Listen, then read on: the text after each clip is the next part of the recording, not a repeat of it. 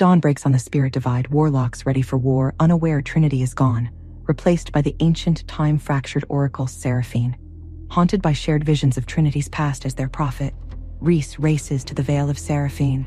Within their sanctum, Seraphine's power surges, terrifying Alara. Now facing an ancient, powerful foe, can the warlocks survive this dawn? Can Reece reach Seraphine before Trinity is lost in time? How has this transformation changed the war for magic's fate? Trinity stood in a circle of cracked stone, runes etched beneath her boots flaring to life with pulsing gold. The ruined hall beneath the mountain, the Sanctum of Echoes, hummed with a presence far older than the warlocks who once claimed it.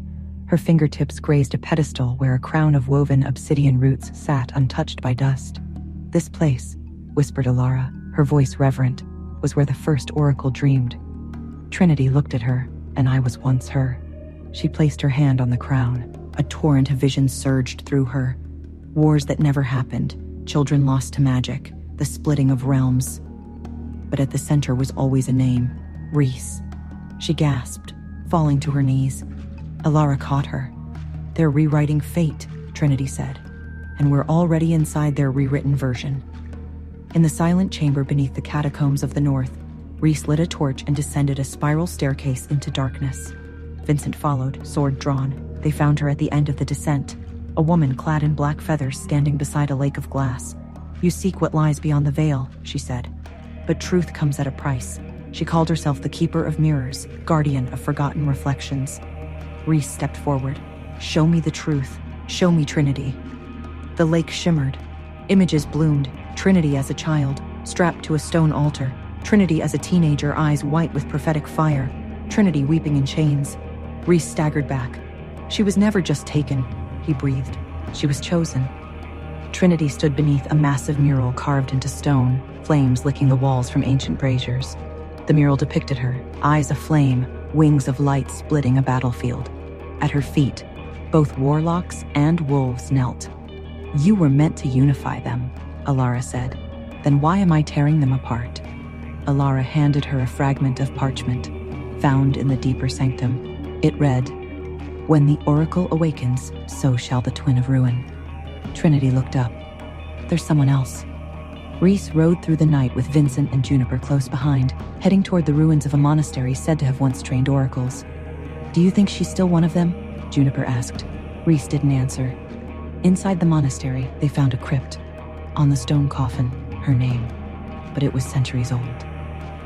What the hell is this? Vincent muttered. Reece opened it and found a girl, preserved in magic, identical to Trinity. A whisper filled the air. One was born, one was sealed. Trinity sat before a pool of scrying water, watching flashes of Reece's journey.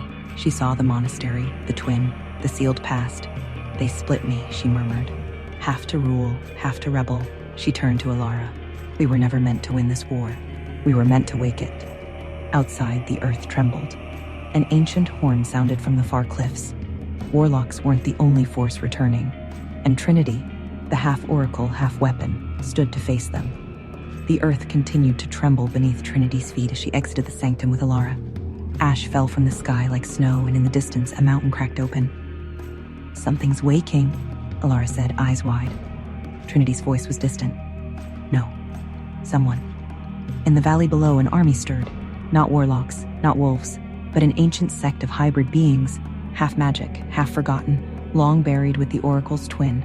They were sealed with her, Trinity whispered. My other half wasn't imprisoned alone. Alara touched her shoulder. Then this isn't just a battle for the present. This is a war of unfinished bloodlines. In the cold hours before dawn, Reece sat alone outside the ruined monastery, watching the stars fade. Vincent approached. You haven't slept. I can't, Reece said, not after what we saw. He clutched the pendant around his neck, something Trinity had given him when they were just children. But as he stared at it now, the symbol shimmered and changed.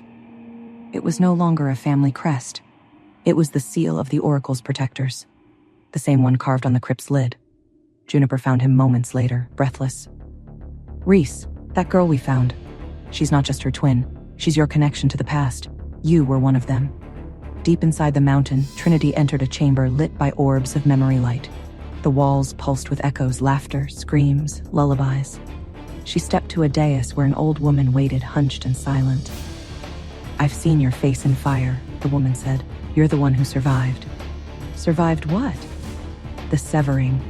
When they split your soul to weaken your power. One to feel, one to obey." Trinity's breath caught. "Then where is the one who obeys?" The woman touched Trinity's chest. "She walks the world a shadow. You'll know her by the silence she leaves behind." Will Reece reach Trinity in time, not just to save her from Seraphine, but from the devastating revelation of her own divided self? What is the true nature of the severing that created the twins, and what role did Reece unknowingly play in it? And as the earth trembles and the forgotten army rises, who is the silent shadow? And what ruin will she unleash upon a world already teetering on the brink? Hey, I am Trinity. Want to know what happens next? Then click the link in the description below and download the Pocket FM app and listen to the exciting episodes of Chosen by Fate, Rejected by the Alpha,